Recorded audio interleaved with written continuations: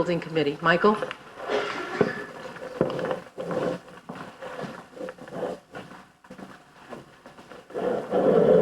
Thank you, Marge. Thanks for coming, everybody. I guess thanks to Marge for getting so many people out here.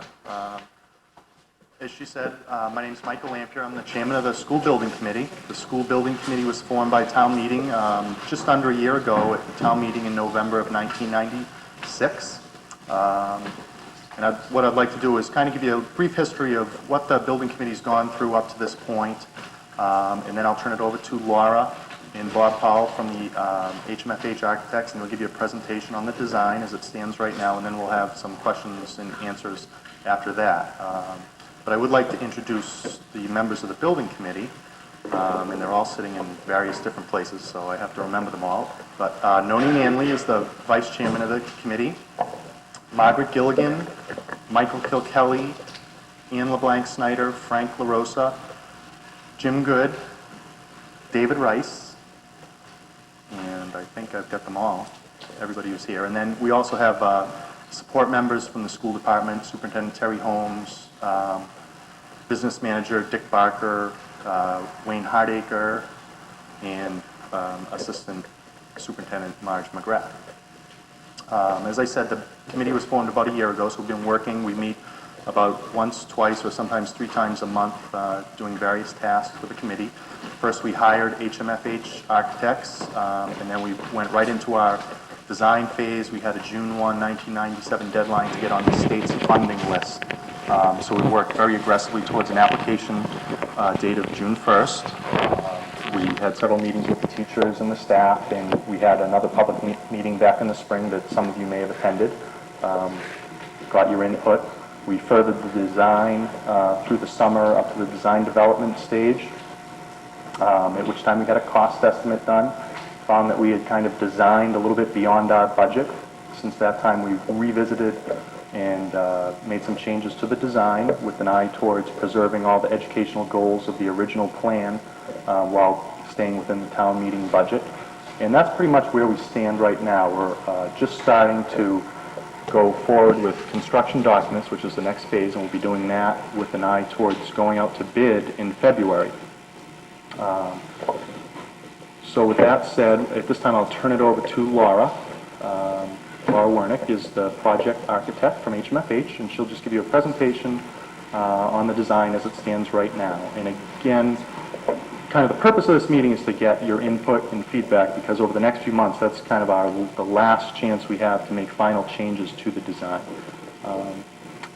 Laura will give a brief presentation, and then we'll have a chance for questions and answers. And then at some point, we'll break up and go into maybe informal conversations if people wish. And Marge reminded me to tell everybody that we have plenty of coffee and refreshments at the back of the room. So, Laura Wernick.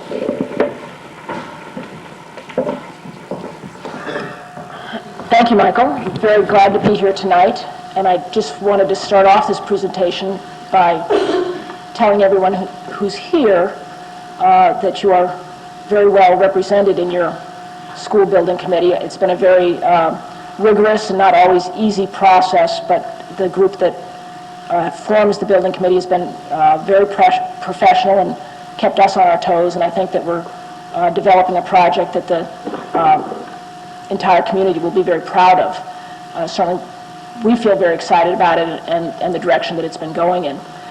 I'm going to talk initially to the site plan, which is on my left, just orient you generally how the building is massed on the site, then take you through the floor plans, which are on my right, and show you how the educational program is being implemented in the building. And then we'll talk a little bit about the elevations and the model, and then I think we'll entertain any questions that you may have. But I'll ask you to wait till I've kind of run through the whole picture. I assume everyone can hear me. Okay, if anyone has a problem, let me know. I'll try and speak out and loudly. The existing building is basically this L shape here. This is the existing Dolbeare school. This is Lowell Street down along the bottom of the page. Brewing Street is basically the right-hand border as you're looking at it. what we're doing is putting two additions onto the existing building. The main academic portion of the new construction is this box over here. And then in addition, that's where the standard classrooms will be, the academic, the administrative areas, gym, cafeteria, music room, science.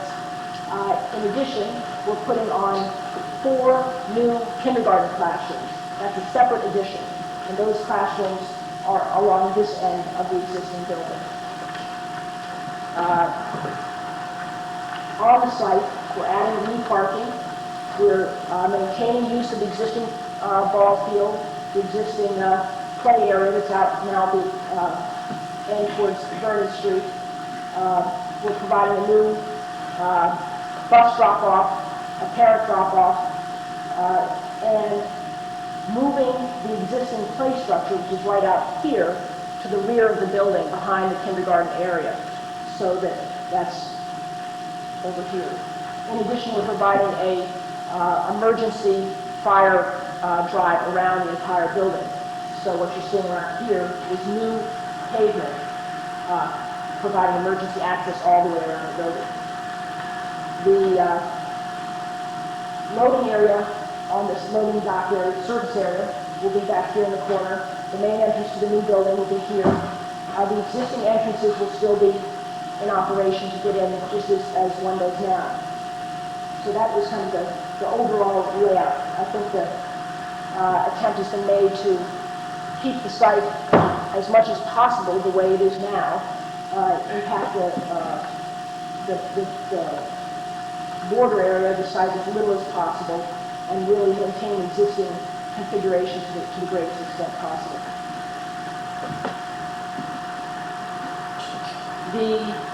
Up at the top, this is the first floor plan, and again, the orientation is a little bit different, so I'm going to try and orient you again. The existing building is this L shape here. Lowell Street is out in front, now it's off to your left, and Vernon Street is down here. The existing entrances to the building are right here and right here, and the room that we're sitting in right now, the multi-purpose room, is this area right here. When the new construction is in place, the main front entrance to the building will be right here. You'll enter in adjacent to the main administrative area. You'll be entering into a main circulation spine that really connects all the major academic and shared spaces of the building. And this will be, part of this will be a double height space. It'll be a very, I think, very dynamic and welcoming place, and really be a real symbol for the entire school. Off of this space, we do have some small-scale drawings up here that people can look at of this same drawing. So you can, just like the orange again a little bit better. The yellow is what we call shared space. Shared space are the large shared rooms like the gym and the cafeteria and the library that everyone in the school, certainly everyone in the school and potentially everyone in the community will be able to take advantage of. The purple, which is primarily here, is administrative areas. The green is support spaces. These are primarily storage, custodial spaces. Kitchen also shows up as a support area. And then the orange is the academic spaces, where the classrooms and the real educational programs in the space, in the school. So upon entering into this major circulation area, immediately to your left is the administrative office. To your right is the cafeteria and gymnasium. The cafeteria and gymnasium will have an operable wall separating these two main spaces. So typically, over the course of the day, that wall will be closed and have two distinct spaces, two acoustically isolated spaces, a full-size gym and a full-size cafeteria. In the event of special special events, in times of special events, that wall can be open so that you can have one large space, again, for major events for the school, major events for the community. This then also, to add additional flexibility, opens up to a platform, a stage space, at this end of the cafeteria. So this is the cafeteria here, this is the kitchen serving the cafeteria, and this is a platform, really not unlike a situation you have here. However, this platform will also serve as a separate music classroom. And again, this will be done by providing a acoustical wall that can be opened or shut at this point here, so that can be used as a separate classroom during most typical classroom days, but can be opened up and become a performance space to be enjoyed by a large community group for special events. So it really becomes an extraordinarily flexible room and a space that can be really utilized for a wide range of performance or town meeting or special events. The other side of this is all new construction from here down. So the other obvious major and most critical component of the new construction are the classrooms. This portion of the new construction has 8 new standard size classrooms. When I say standard size, that just means that they're all equal. The classrooms will have storage space within them. They'll have teaching, obviously teaching walls outfitted with whiteboards. They'll have TVs built into the caseworking, the cabinetry of the classrooms. They'll have technology. They'll have opportunities for several computers to be networked within the classroom and networked within the school, networked to the school network, and networked to the internet, to the greater world. That's all part of the this construction program. So this is 4 classrooms on this floor. And then on the upper floor, this is the second floor. The upper floor, there are also 4 classrooms. In addition, there's another classroom, a 5th special classroom, that at this point is being designated as a science classroom to provide that educational component to the school. And it has some additional storage space to allow the greater flexibility required for a science program. So there are 5 classrooms on this floor, 4 typical classrooms in the science classroom. On the second floor, there are 4 typical classrooms. Then in addition, there's a large library and a computer lab on the second floor. And this again, I think, will really be a focus of the school. It'll be a very special place. When we talk about the elevation, you'll see from the outside, it's going to have a very prominent point, and from the inside, it's at the top of the stairs. It's right off, again, this major circulation area, and I think it's going to prove to be a real focus of the school, as it should be. Obviously, we have storage, we have toilets, we have custodial rooms. There are some special spaces. For instance, the gym, the phys ed teacher will have an office. There's special storage specifically for the gym. There's special custodial spaces. So all the support spaces that every school needs to have are also built into the program. Moving from the new building into the existing building, so when you walk down the corridor now, or now walk outside to the parking area, you walk down this corridor, in 2 years you're going to be walking into the new construction. Walking from the new construction in here, we'll actually be going up 3 feet to take advantage of the slope in the existing topography. The ground slopes from this portion down to the far side to the site, so we're taking advantage of that. There'll be stairs and a ramp making that connection. This large room will become a art classroom and a teacher's workroom. So we're making throughout this process, we've been trying to use the existing building as efficiently as we possibly can and take advantage of the special character that it has. So those of you who are sitting in the far half of this classroom, or this space, are in what would become the art classroom. I'm in the teacher's workroom right now. So that's the indication of these areas here. There will also be a special room set aside for the parent-teachers organization in this area. Those of you who are familiar with this building know that there are a number of small but very usable rooms where the library is and where the administrative areas currently are. Again, we're trying to take advantage of the existing structure as much as possible. So these small rooms here become special rooms for reading and for speech. Here and here. There'll be specialized tutorial spaces.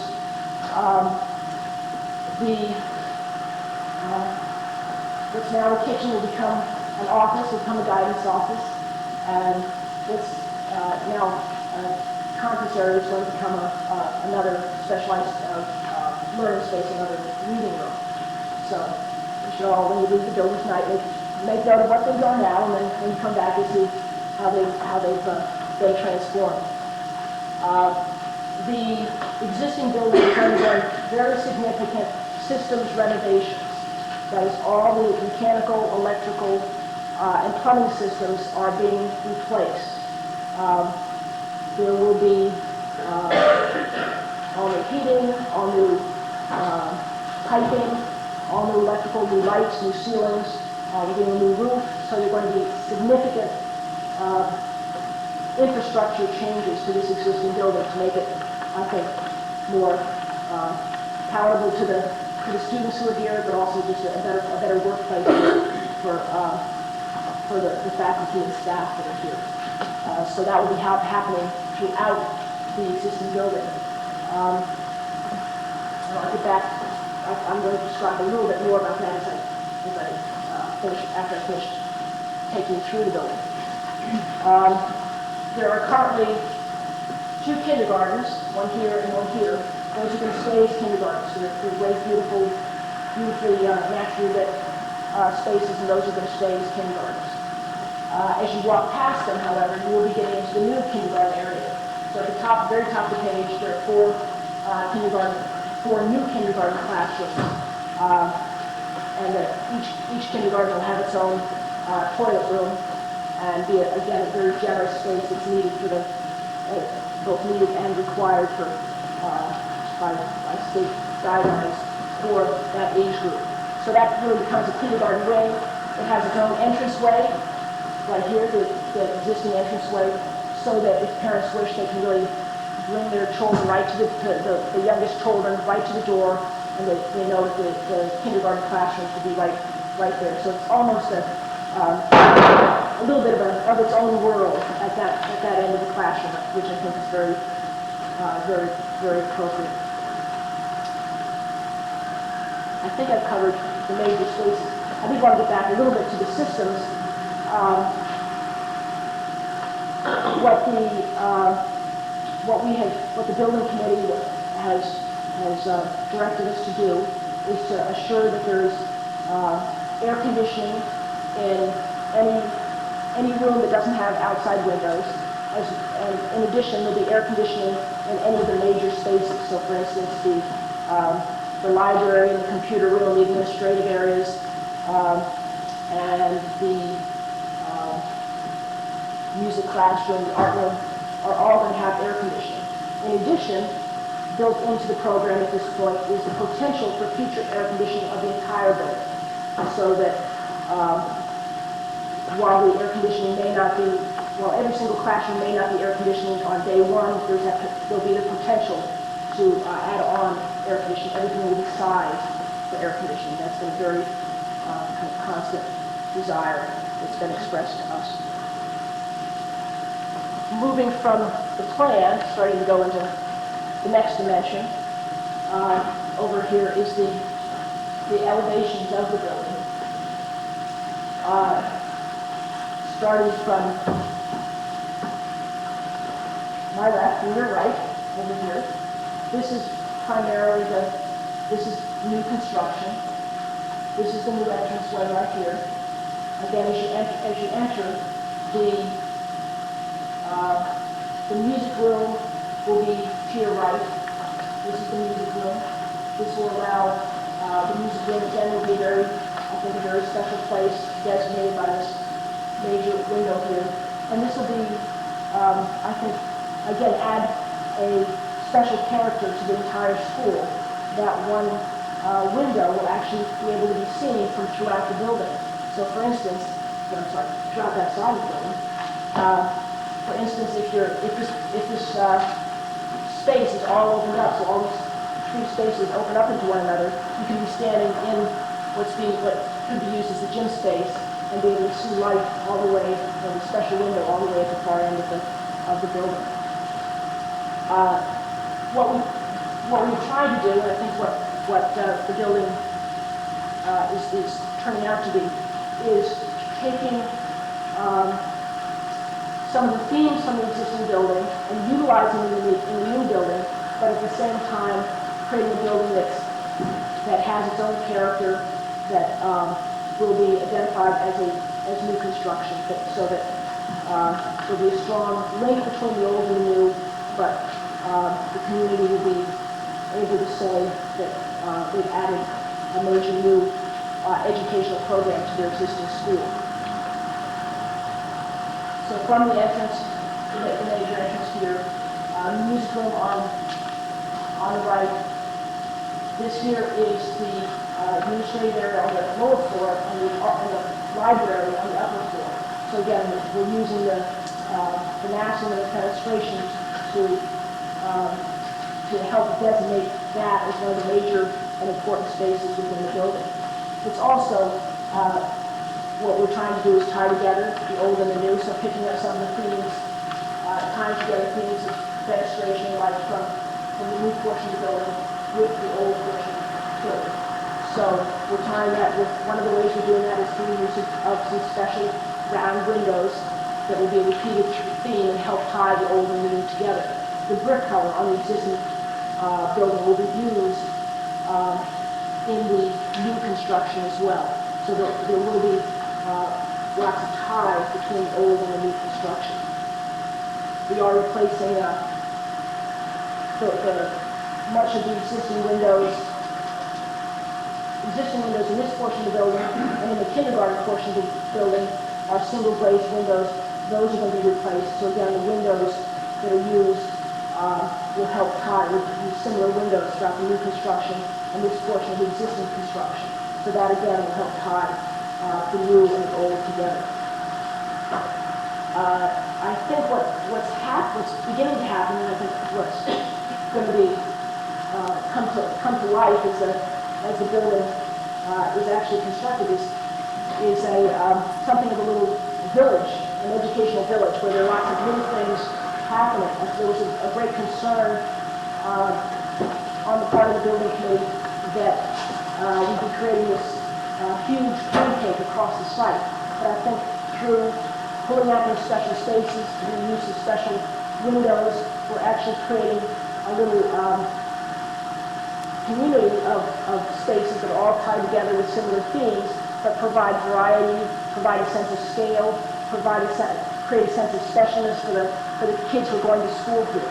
So it'll be a place with a lot of character, and yet a place where the new construction is tied in very, very obviously to the old building. So I think that there's certainly we feel a great deal of excitement about what's going to be happening here.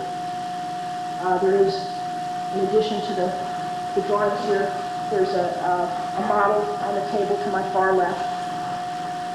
I don't know, Michael, if you have more to say, or if I should just open up the floor to questions. I'll just open up to questions, and I'd encourage you to, if you ask a question, to let us know who you are,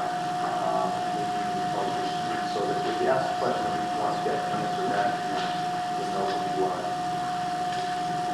And that's it. And hopefully we'll answer most of the questions that are necessary on the bridge.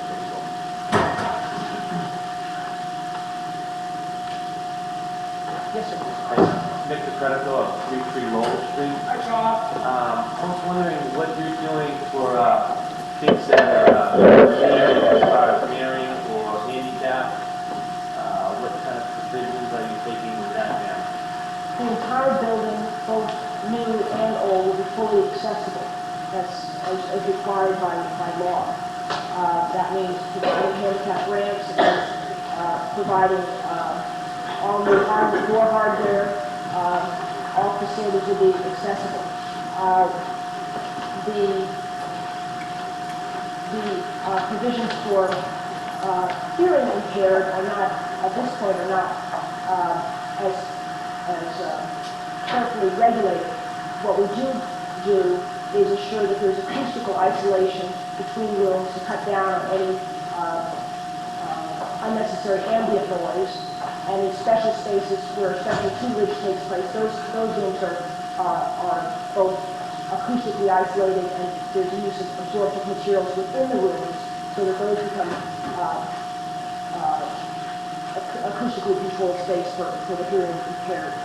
So there are a number of different provisions that they're basically mandated to ensure to follow the ADA guidelines. Also, the alarm systems are audible alarms. They just strobes. Instead of just being a noise, they just strobes go off so the parent hears. Floors will have a range of materials. There's primarily carpeting or vinyl tile are in the class, or throughout the building. Is it decided that it's going to be carpeted or something vinyl?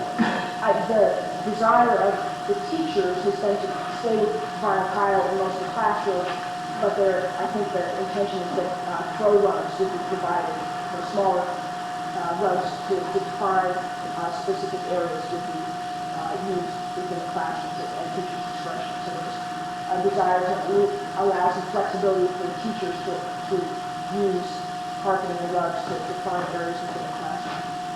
The second floor is also accessible? Yes, I'm sorry to mention it. There is an elevator.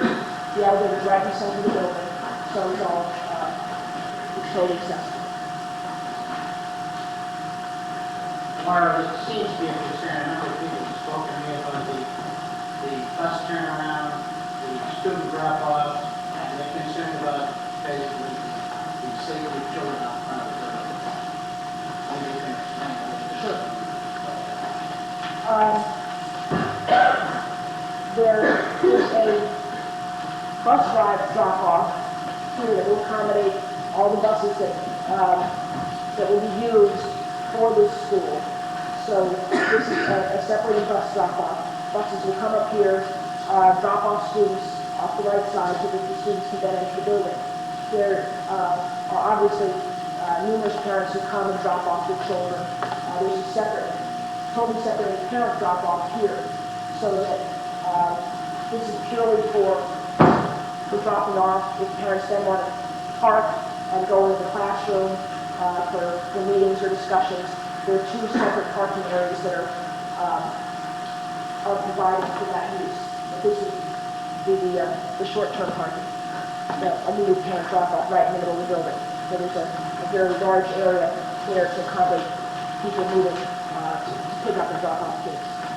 I'm Mr. Fox, Tom Fox, I'm right across the street, 342 Lowell. The big question I have is drop-off and sign. With this crosswalk over here, why haven't we got one of the red, yellow, and white signs out here that says pedestrians have right of way? Now, I called the police once or twice, and I've been told that I don't have the right of way in the crosswalk. All right, right here. You know, why can't we have the old yellow sign, the yellow white sign out here? There should be one there. We also should have a 20-mile-an-hour parking sign at the other end of the school property. That's all corners of the school property. We don't. Cars travel through here at 55 miles an hour at 4 o'clock in the morning. I'm walking my dog. I've been almost flipped a half dozen times. And you got the big heavy trucks as well moving through here all day long. As far as the existing condition, I mean, that's not really within the realm of the building committee, but I think we can certainly look into it in probably our yard. We will have our main walkway to provide the appropriate Even sign. if you put some kind of a flashing sign here. Yeah. You know, Or even and the yard it's not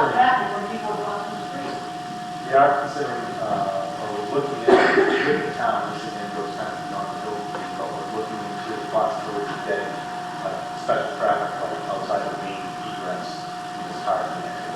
So during the rush hour in and out of school, it is operable and the rest of the day will be flashing yellow. But again, it's kind of beyond the realm of the school building, but it's something that the town, with our assistance, is looking into. Yeah, we spoke to the board of selectmen about that. In fact, I spoke to the police chief already about that this morning. I talked to him about all the traffic concerns with the school. He's very pleased with the changes that we've made. He'd like to see that light out there if at all possible. So. Yeah, we've got big, heavy 18-wheelers going through there all day long. Yeah, he's aware of that. I'm wondering, are the existing classrooms that are here now, are they going to end up being equally as nice as the new classrooms? Everything's going to be painted, again, all new heating, all new lighting, all new ceilings. I thought you mentioned like TVs in their rooms and they'll get them out. There's, the casework that's remaining will be all refinished. Some of it's actually very nice, but very dirty and beat up, and it's going to be refinished. Very heavy, good quality casework. So that was I think that we were very pleased to find that. Will it be obvious difference when you walk into one room and walk into another room? Will it be very obvious which is the new room and which is the old room? What I can tell you is that they'll never be the same. However, in projects that I've been involved with recently, the teachers in the existing classrooms are very pleased in the way that their classrooms are. Often there's a character in the existing classroom through the amount, particularly here, for instance, through the amount of natural light that's there that makes them particularly nice classrooms for learning. So they're different. Certainly, we're going to make them as equal as possible, but they're going to have a different quality about them. There'll be televisions, there'll be technology in the classroom, so all of the educational components will be identical. And as far as like furniture and desks, All new, in every room?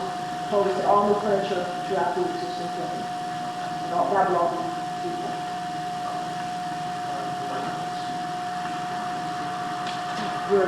We're still exploring what the best way of doing that is. Every room will have a television set.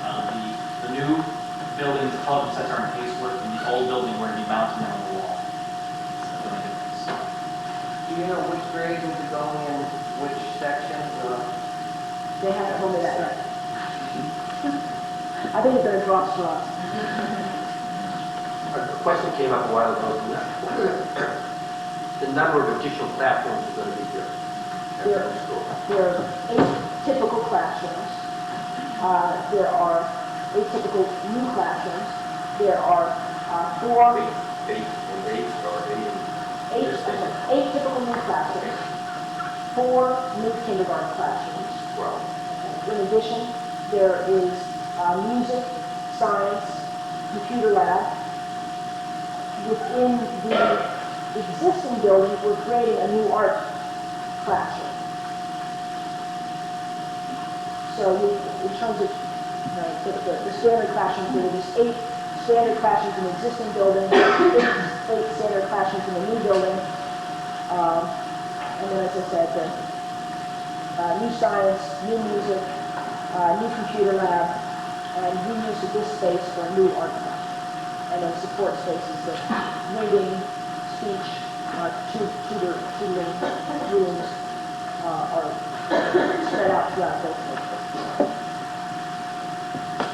There's 6 handicap classrooms, 2 of them intended for preschool and 4 kindergarten, because we have slate of 4 of every other grade.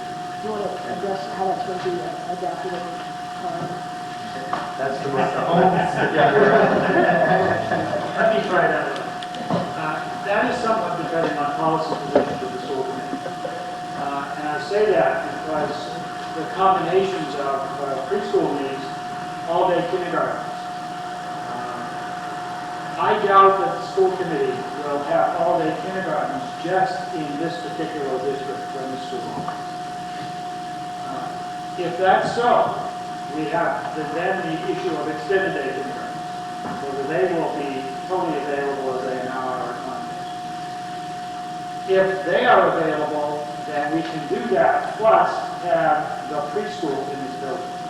But we can't have the preschool and all-day kindergartens in this unit until the town goes more to that concept.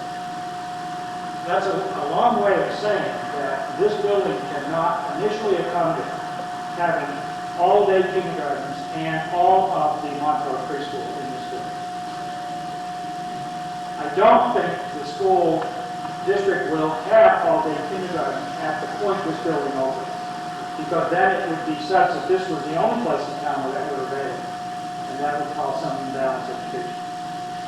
So I believe we will be able, in the beginning, to accommodate kindergarten, either half day or extended day, plus the preschool in this building. I know that's only confusing because it depends on the policy position of the school committee at that point. So there's got it. Please explain the normal traffic flows in and out of the teaching department. Sure. And if you've done any feasibility studies on the impact during commuting hours without the construction, with the construction, how you do this? The primary teacher parking area will be over here, off of Curtis Street. This will be two-way, in and out off of Curtis Street. The primary parent parking area will be over here, so that the daytime traffic, or I should say, the parent traffic will come in at this end. This will be a one-way loop for parents coming through here. This will be a one-way loop coming through this way. Was your question regarding traffic during the construction period or once the building is completed? Both. We have not really laid out a plan for where we anticipate and where we will direct the contractor to park during the site, during the construction of the job. But that's fairly easy to control. We'll designate an area that will be the construction area. They'll have to do all their staging from that one area. My guess is that will end up being off Burley Street, because that will have the least impact on, give them the most freedom and have to build on the site. But that we haven't discussed yet. Ideally, what I'm certainly intending is that there would be one construction entrance on and off the site, so that all of the contractor and the materials would all be coming in and off at one point, and all the circulation would be within the site, and then they would be then going out the same way. Certainly, the impact will be primarily in the morning when people are moving. When the workers are coming onto the site, there'll be a approximately 2-month phase, 6 weeks to 2-month phase. When concrete is being poured, then there'll be a fairly steady stream of concrete trucks that are moving in and out of the site. But other than that, the traffic is, the construction traffic is really primarily the most of the construction traffic is the workers coming on at 7 o'clock in the morning and leaving at 4 o'clock in the afternoon. This is not a huge project from in terms of manpower and in terms of the time frame. It won't be a very densely used site, because we have an adequate time frame to do the work, and the manpower should be very even flow of manpower through the construction period. So you say that the regular commuters coming down Vernon Street from Winfield and so forth aren't going to be impacted that adversely with this construction going on? Most of the traffic will arrive before 7 o'clock in the morning for the construction, except, as I say, during that one period when there are concrete trucks coming on, there'll be about a 2-month period where there will be concrete trucks coming on every other day for a half-hour intervals, so that may impact traffic during that time frame. but I don't anticipate the construction having a major impact on computer traffic over the course of the construction period. What about from the buses? There was an initial traffic study done. Do you want to address that, Anthony? Yeah, there was a traffic study done prior to this meeting. And that was Stand up, face down. Sure. The School Facilities Planning Committee did a traffic study prior to this committee coming on board. And that was done based on 525 student schools across town. And so 3 schools were studied. So this was analyzed as a 525 student school, and now we're building for 425. So it's a slightly smaller school. But the conclusions of that study were that we needed to provide more on-site parking, or more off-street parking, which we've done. We've almost doubled the amount of parking spaces available, so that would get some of the cars off of Lowell Street. Also to provide a larger parent drop-off area, which we've done. The parent drop-off area that we have now is about 50% longer than the one that's out there now. And we've also provided a separate bus drop-off area, so that will separate those two traffic. So hopefully, those 2 objectives or goals have been met. And they also said that essentially the town should look at parking restrictions on Lowell Street, and that's something that the Board of Selectmen and the police chief are aware of and will be looking into. So they may find that parking on the opposite side of Lowell Street illegal during certain hours, something like that. But that, I don't want to speak for them, but they'll be looking into that. And they also recommended in that study that we look at the alternative, or as an option, getting one of these special lights at the main egress of the site. We're doing that through the Board of Selectmen, with the police chief and the engineering department. Yeah, what kind of precautions do we have against having a contractor that doesn't really do the job right and he's late? What happens? You get a guy who's the lowest bidder, and he's the lowest bidder for a reason, yet we have to take him. And then how does that work? And what happens if the date starts to slip? We do have, the town will write into the contract that there are liquidated damages, so he starts to pay the town, or have deducted from his income for every day that's late. So we make a determination about what the town feels is appropriate for liquidated damages. We certainly will, we can direct them to put more people on the job if we feel that they are not performing accordingly.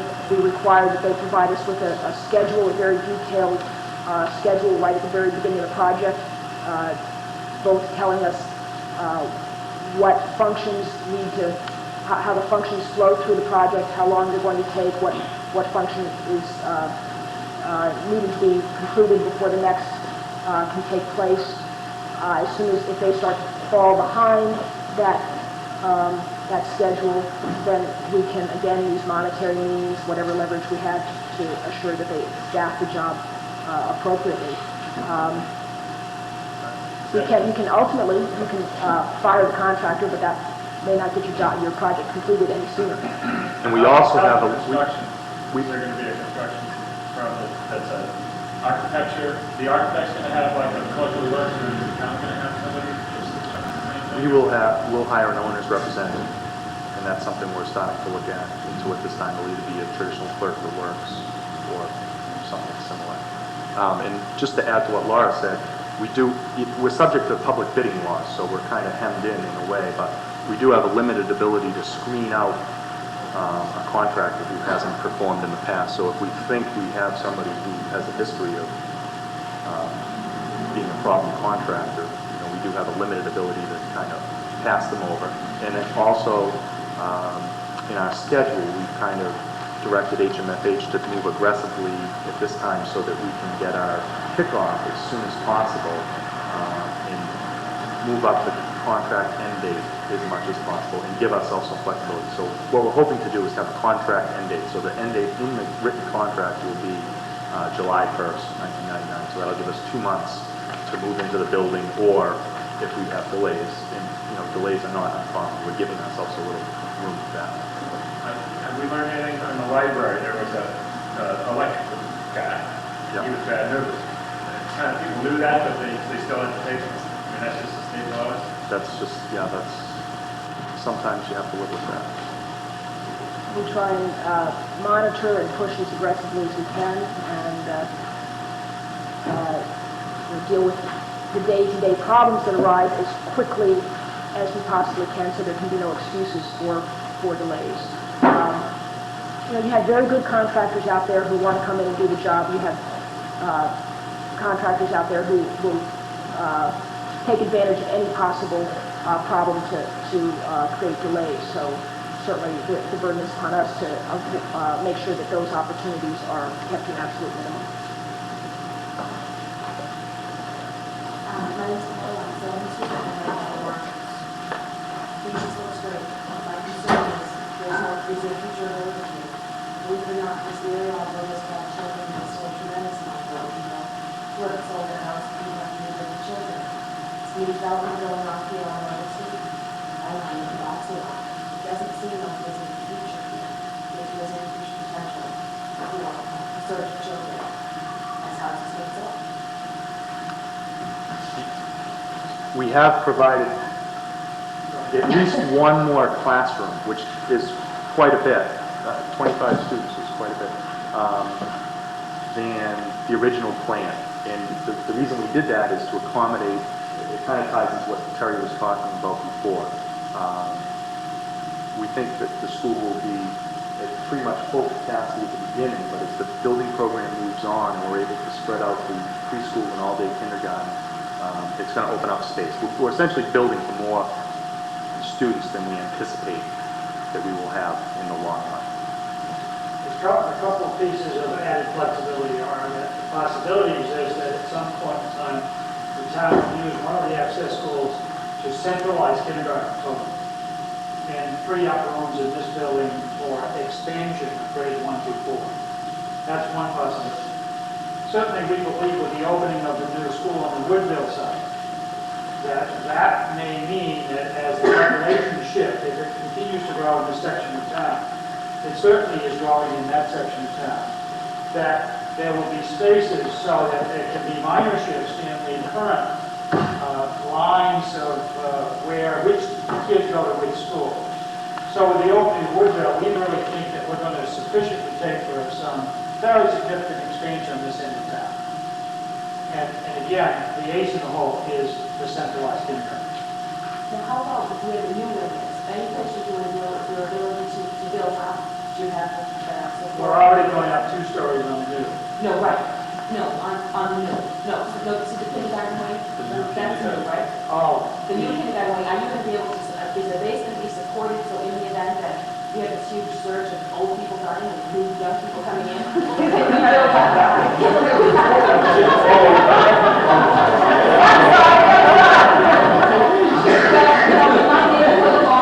Supporting the children coming in to the school eventually because people have moved out and the properties are changing over.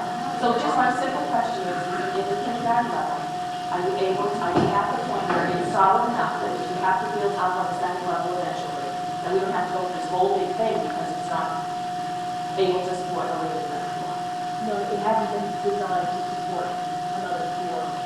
Could it be inexpensively for future? I just feel as though there's no... It was considered. We did toss that idea around, and I mean, the decision was that it wasn't worth the extra expense, given the fact that we have a long-range building program here, and there's a lot, some flexibility at the Woodville School, as Terry said, and down the line. Also, I just want to these classrooms. I know, but it's a mess. Perfect example, Hillsborough School and modular classroom.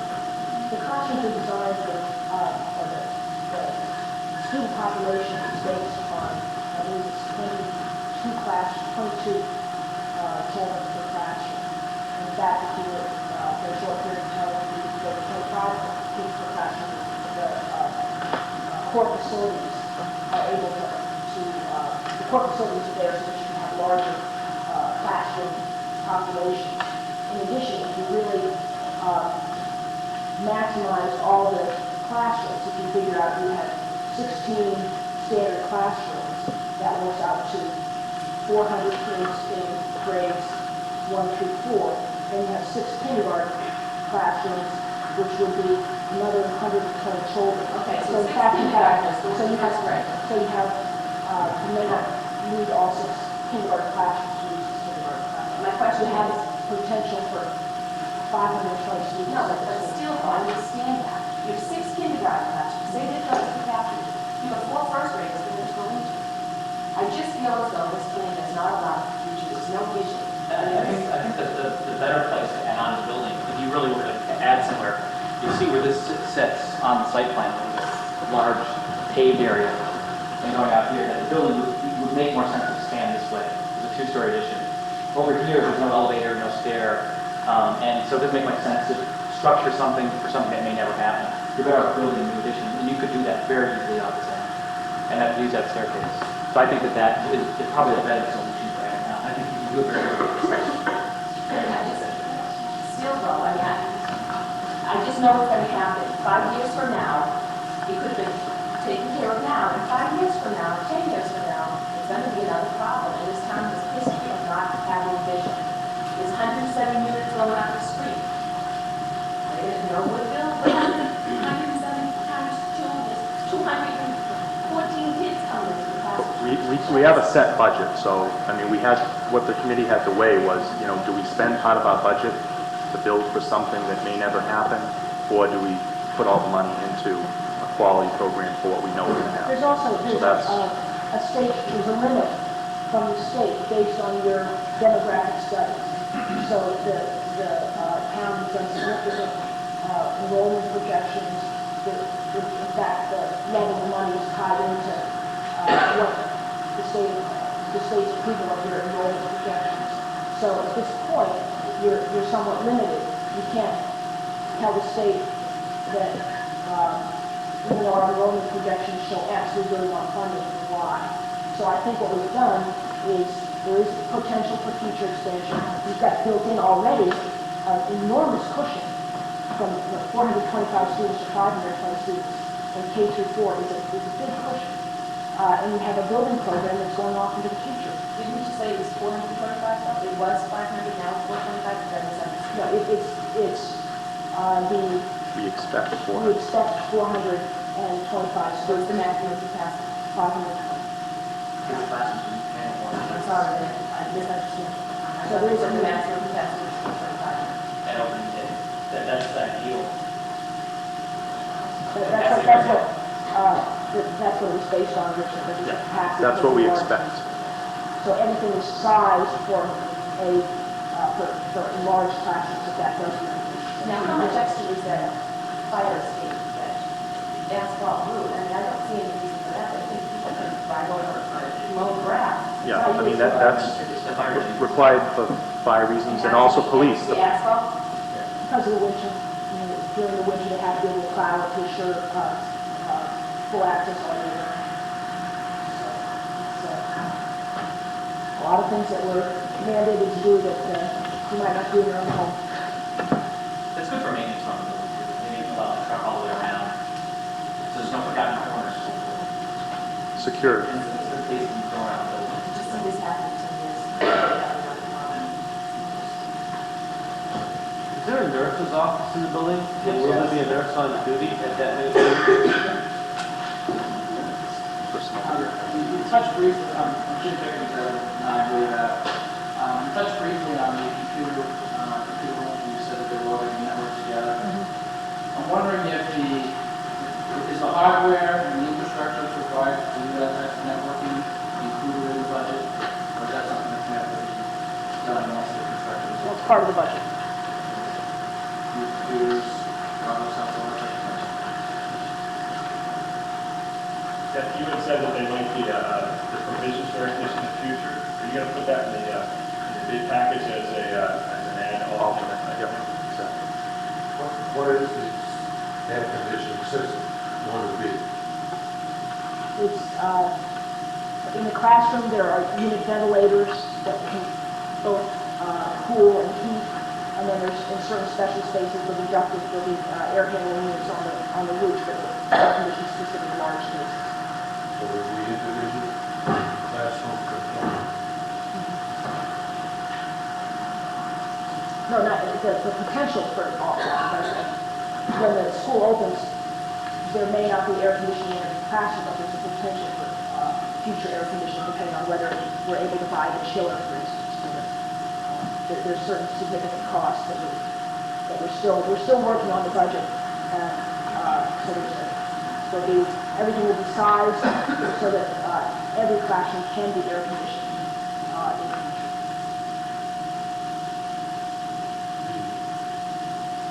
Room ventilators with chilled water. Chilled water and all.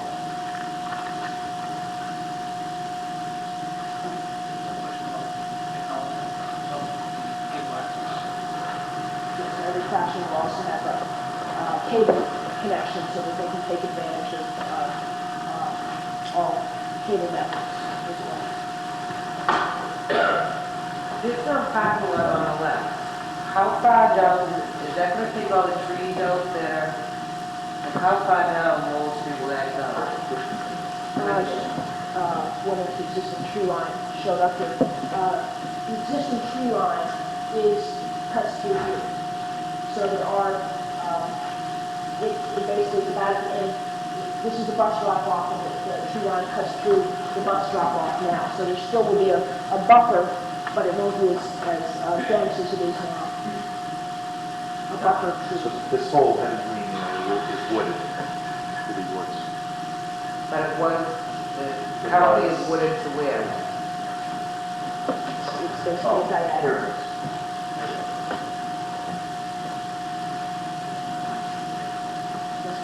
Hi, I'm Irene Kelly.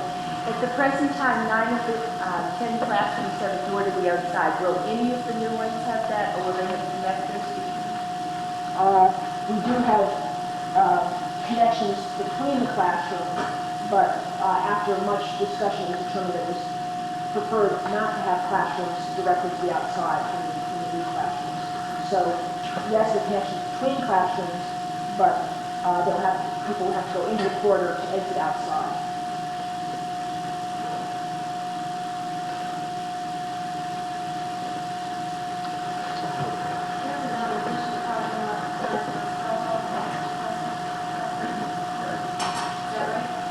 There's a parking lot here, one parking lot here on Lowell Street, another parking lot here off of Burn Street.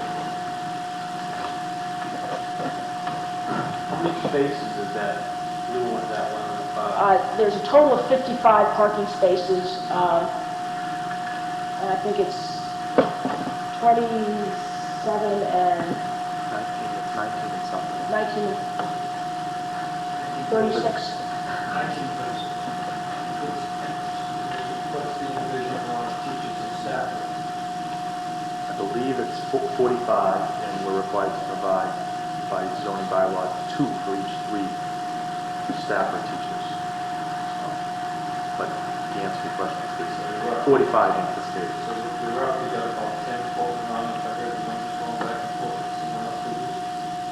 Right, assuming all the staff members are there all the time with their own car. Yeah. Did you have a question? Yeah, I mean, do you know currently how many spaces are there right now? I think 34. 34. Like you said, it's 55. And you have, I'm sorry, I don't know, a lot on the left, how many spaces you have for parking? 19. And do you think that that is, with all the buses dropping off for kids and people going to car dealers, it's going to be kind of safe? Kids running around? Because it's a heavy concentration of kids right there, and that's a lot. We're hoping that, actually, that for drop-offs, or for pickup, there's a separate drop-off here. Right, So that most of the, But the people pulling in and dropping off and leaving, people pulling in the car and going into the other parking lot, and that's the same number of buses going along. It makes more sense to put the parking lot in the other places that people can pull in and park. I think it's more. The parking on Vernon is the teacher parking where people will be pulling in and out. And primarily the parking that's off the bus drop off is for after school's over. That's like when someone comes at 10 or 11 o'clock after school is started. So in the morning, when buses come in, people will be able to pull into the car. I'm not sure if They you're will, actually they will close. be allowed to pull in. I think most of the drop-off will be in the front of the building. Then, that certainly will encourage people to drop off their kids and then go park if they need to come in the building. I mean, I think people will use this lot to, if a parent wants to go in with their student, then they may come into this lot and park here, but then they'll be accompanied by an adult when they're walking into the building. If I get to school like 10 minutes early, and it's cold out, or I don't want my child to be out there, instead of parking on the street, I might go pull in there and wait so that my child goes to the school, and then the bus is coming in there. Cars are going to get out of that same line of buses, so they're saying, "Where are you coming in now?" Cars. I think you would still Well, pull what the we're parent talking drop off. about, how many You would buses? still pull the parent drop off on the top. 3 buses only, Only it's 3 a very buses. short duration of time. So that they're not, there's not a lot of bus traffic per se. And certainly even if the car came in between 2 buses and pulled in here, it's never our belief that there would be so many that would be a problem. And then the parent would be with the child to help the child I across. guess the concern is, there's so many cars out there, they go all the way down the street, people dropping off their kids, and there's not enough parking. There's not enough parking in there. The projected space, you're gonna have more teachers, you're gonna have a lot more parking, teachers' cars, you're gonna have a lot more classrooms, and all those new spaces that are taken up, you're gonna have the same low parking situation you have now. It's like parents. With most parents. Right, it seems to pick up in the afternoons and some years from scales down and they're there for 10 or 15 or 20 minutes sometimes. Well, you get this, you get a place to park and then you're waiting, you're waiting for your kids to come out and so forth. So it's really more, because the drop off in the morning, you're just coming through in the evening because they have permitted or two. But it's in the afternoon where there is a lot more traffic congestion. I can pick up my kids both from middle school and down from over. Dealing with this space over here for 10 o'clock after school starts. You said there's 35 spaces down on Vernon Street. That's not equal to the amount of teachers you go on the staff. Right. Back on Old Street until they can get in. Not all the staff is here concurrently all the time. The specialists are not here full day, so there's not 45 people here all day long. Okay, excuse me. Could you please tell me what the regular staffing level is out of the 45 uses? I mean, so we have 16, we have about 20 classroom teachers Being staffed. and Plus a principal. And the zoning was, every 3 teachers, there's 2 Right. parking spots. Required. So, Yeah, this 45. being 36, we believe that will take care of the permanent people who are here all day. And other people, itinerants coming in, could park down here. They wouldn't be here necessarily first thing in the morning. So we do believe that this will take care of the parking. That's not another in 45 versus 35.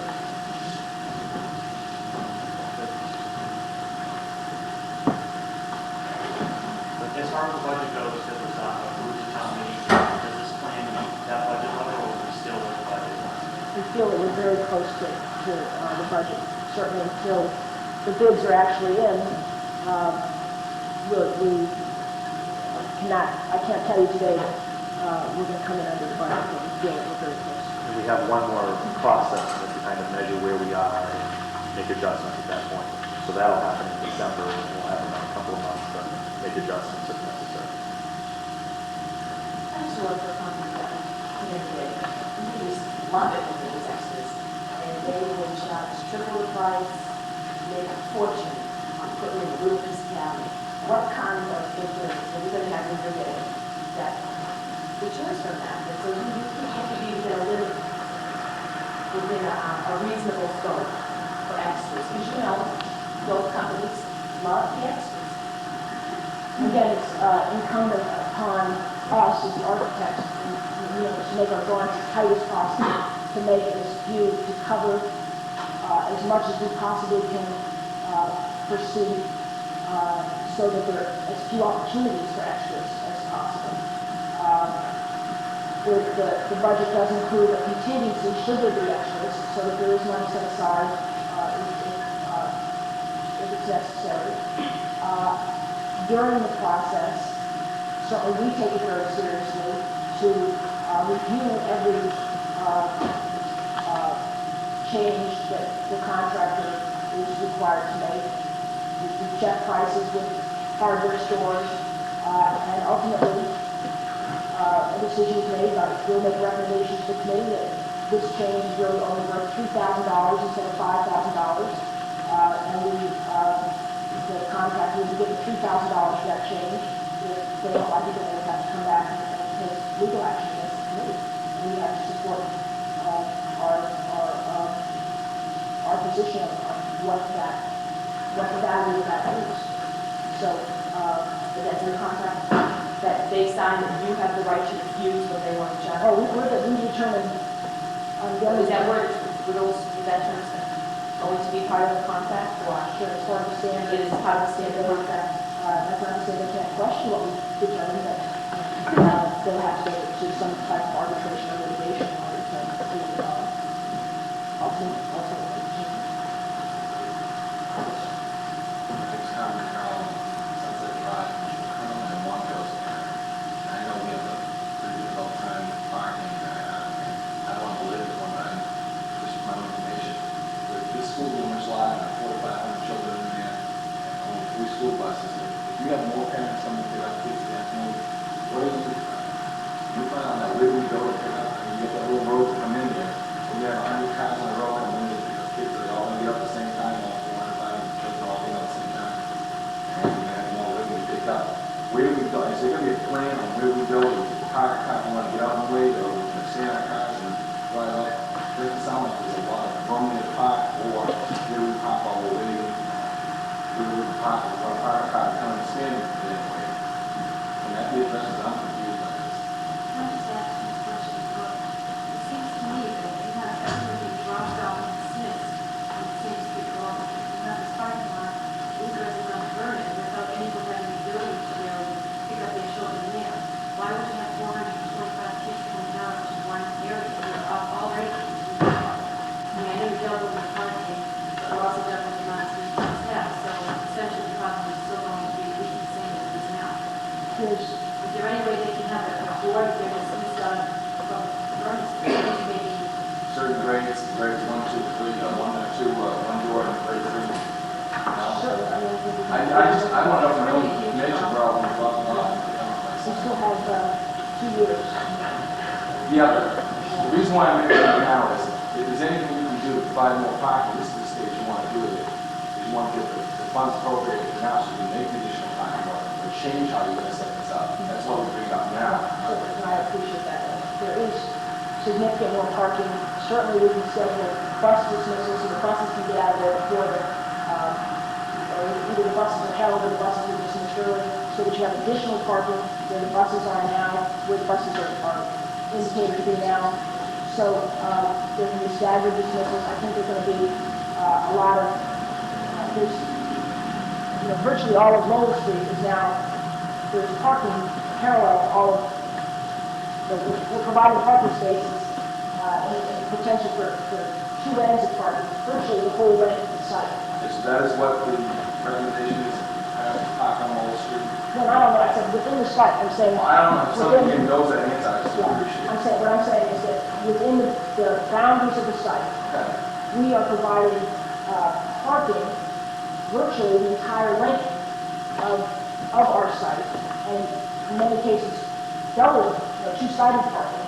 So That's where you're significantly supposed to more put cars parking. park, and then where you have the lanes. All right. So you're saying that in the current drop-off area, it's going to be wide enough for 2 cars to park and a car to go through? There's actually more than 19 spaces you allow on this side. You have people in the afternoon pick up, they can also park alongside. Just for that short time while we come. Right, pick up and drop off. Right, that's it, yeah. No. That's what they're saying.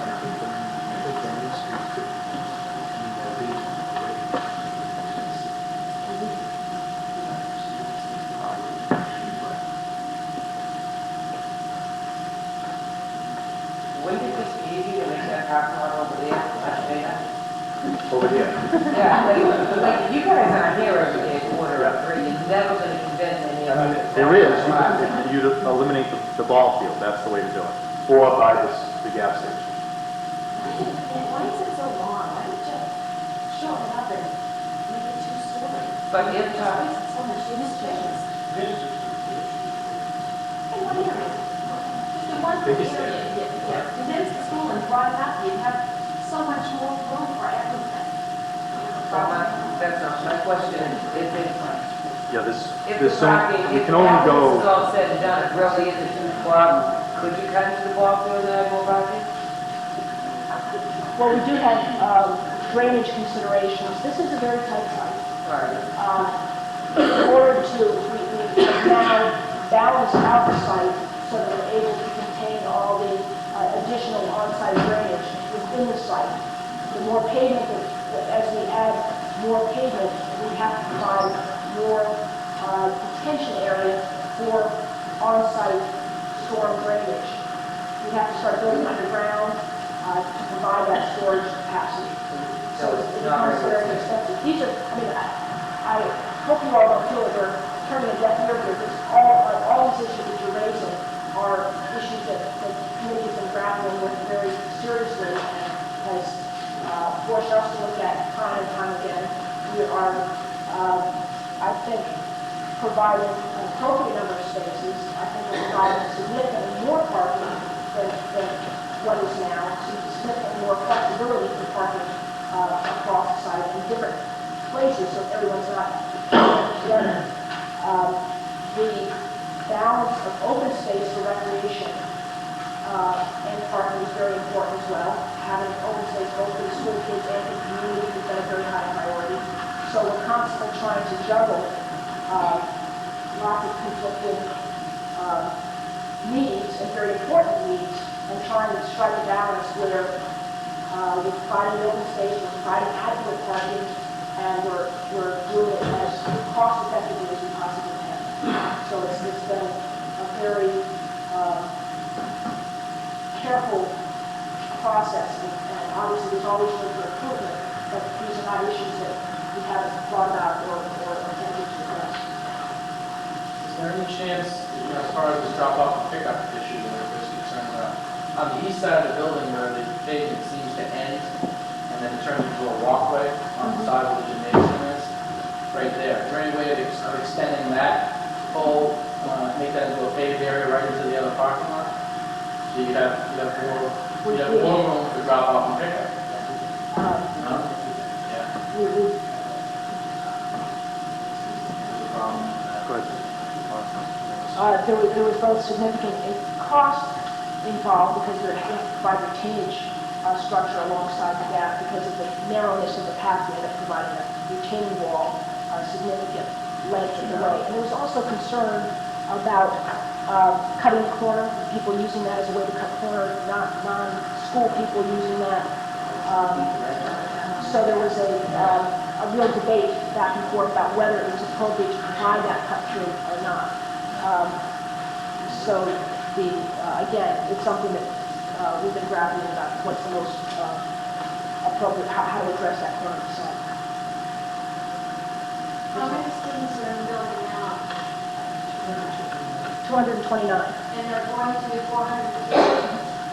It should open up with about 425. And how many additional parking spaces will there be? About 21 parking spaces. Everybody's gonna bring a van load of kids. That's the permanent, That's the permanent long-term parking. That's not drop-off short-term parking. There's significant space on the site for, paved area on the site for drop-off and pickup. Now, I think Mr. Clark has the second reach for us, where they're going through. You have the potential for one on either side and maintaining a drive-through. Yeah, but I think they have a potential of 15 to 25 and when it's kind of drop off area. So you can actually have maybe an extra 20 spaces. Oh, certainly, yeah. At least. Okay, that's what I think, that's what Yeah. I'm trying to clarify here. Yeah. That they're actually Well, not- the parking area, spaces- possibly another 20 spaces. The parking spaces are parking spaces that are blind parking spaces for long-term parking here and here. It does not include any of the driveway here or here. Again, that's wide enough to park 2 lines of cars on a short-term basis, plus keep traffic flowing in between. Traffic motion wouldn't be so bad if you could eliminate the trailer trucks, make it a non-truck zone from that certain hour to drop off, because it's such a tight squeeze when those big trucks come down through there. I mean, it's scary. I don't think I can But put that- that in front of you. Yeah. I'd like to. You know, again, I spoke to the chief of police just this morning, and, you know, he's well aware of that. You know, it's a tough problem to try and solve, but we start here. There's a question that I'd like to ask on that. Is there some way, while we're starting this construction, they start at 5 o'clock in the morning, you start tagging all these guys, even if it's just a warning. Start tagging anyone that's going over 20 miles an hour to the zone, period. That's something to talk about. Falling down. That's something to talk to the police department about, or the board of selectmen. Yeah, hi, I'm Paul Velasquez. I live on Woodcrest Drive. I just wanted to change direction a little bit. Oh, good. I have a new baby daughter, and I'm just interested in which of the changes the faculty is most excited about, and I'd like to know why they, what aspects are going to really enhance our child's education and success. Any particular faculty member would like to address that? Or principal, or... Some of it is the technology, and also we have dedicated space for art, for music, for, and the real cafeteria, for the children. We have all our students brought in from high school and then heat up the microwave. Yeah, the library and the media center, and the state-of-the-art science. We don't have really. You're not dealing with too much space right now.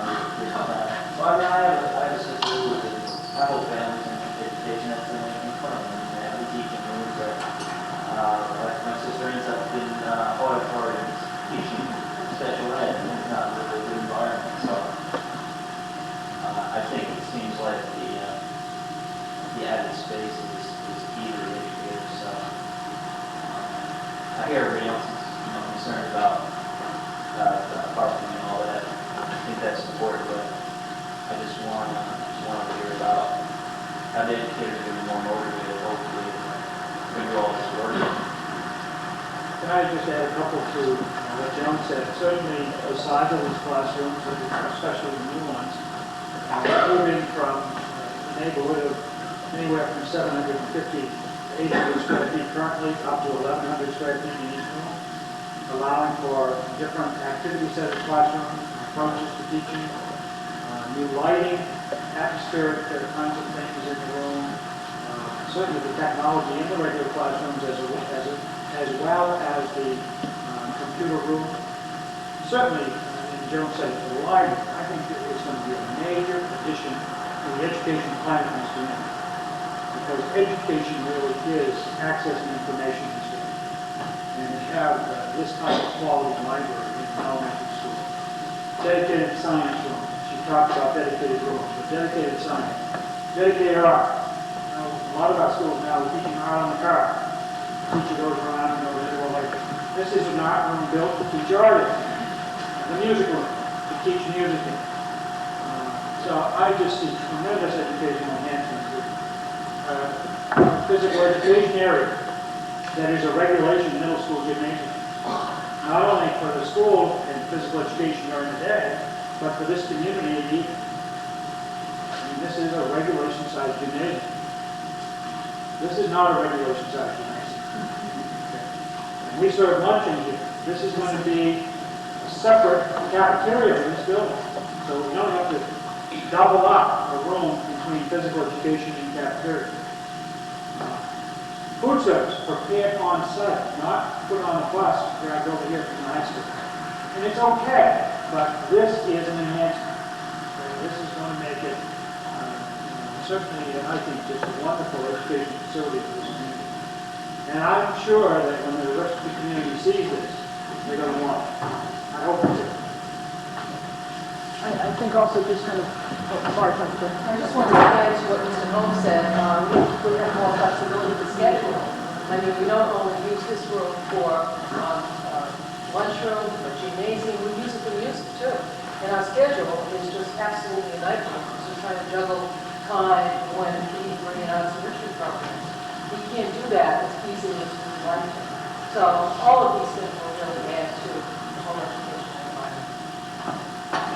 I'm also excited about the handicap accessibility. I'd be more excited if I knew the preschool is definitely going to be housed here, but the handicap accessibility and the special needs spaces and the reading spaces and the OTPT spaces are going to really enhance a lot of children's experiences at the school. And I'm glad you raised that issue, because we've not built a school in this town since the handicap law went into effect in 1978. This school has dedicated special ed spaces for the purpose that it's designed for.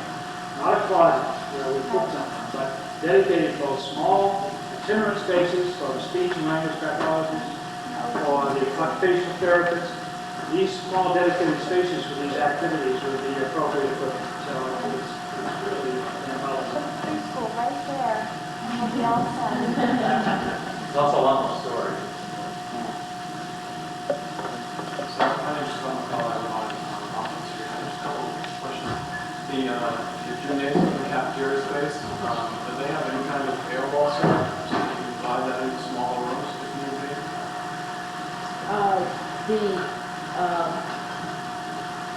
Not at this point. There's always a potential to add a curtain separation between breaking the two, the gym spaces, the two gym teaching spaces. And then the cafeteria is probably one room because I know, like, I work in a hotel industry, they're called air walls. They're solid walls that pull out of the wall, they're expanded walls, you break it down into small. So you can expand space, the cafeteria can be used for multiple purposes in the afternoons. After the cafeteria is amazing, we can work it down into the rooms, give you more classroom space at times, it's not being used as gymnasium. And also, back to the traffic issue, is it my understanding that the kids here are going to move to the third school? Well, the issues we have here. That's correct. Has anybody taken into consideration the traffic that's going to be at third school? There's a whole transition team working on that whole issue under the leadership of Mrs. McGrath. And are all these kids going to fit in third school? Not necessarily as well as we hope, but we're working on plans to do that. And also with the special education classroom, because are they now the most up-to-date in the county? Are we going to see an influx of parents wanting to send their kids to school from Yes. now? And it's not going to like jam up those classrooms or so. I'm sure there will be pressure to deal with that issue of specialized space, even one for programs in this new school. We have to deal with that. But I go back to your earlier point, though, Mrs. Warner talked about the flexible walls between the gymnasium and between the music rooms, much as you outlined in hotel spaces. So we do have those soundproof, movable partitions. So that huge area is being broken up into a gymnasium. The opening between the gymnasium and the cafeteria can be open for seating for the gymnasium. Because you can see that the floor space is very limited seating.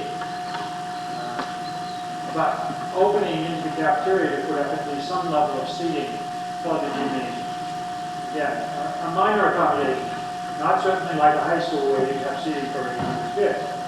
But there is some seating accommodation.